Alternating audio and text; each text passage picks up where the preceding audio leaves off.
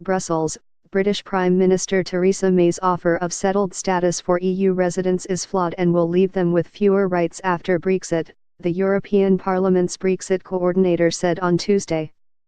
A family of 5 could face a bill of £360 to acquire the new status, Guy Verhofstadt told May's Brexit Secretary David Davis in a letter seen by Reuters, a very significant amount for a family on low income.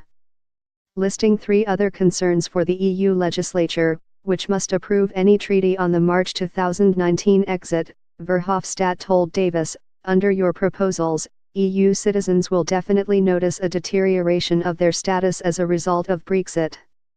And the Parliament's aim all along has been that EU citizens, and UK citizens in the EU 27, should notice no difference. Verhofstadt, a former Belgian Prime Minister, wrote in response to Davis, who had written to him after Parliament complained last week that there remained major issues to be settled on the rights of the 3 million EU citizens in Britain.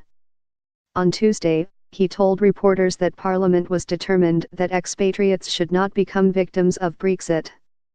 May had unveiled more details last week of a system aimed at giving people already in Britain a quick and cheap way of asserting their rights to stay there indefinitely. The issue, along with how much Britain owes and the new EU-UK border across Ireland, is one on which the EU wants an outline agreement before opening talks on the future of trade. Verhofstadt said lawmakers were not dismissing British efforts to streamline applications but saw flaws in the nature of settled status itself. As well as the cost, which is similar to that of acquiring a British passport, he cited 3 others. Europeans should simply declare a whole household resident, without needing an application process. The burden of proof should be on the British authorities to deny them rights.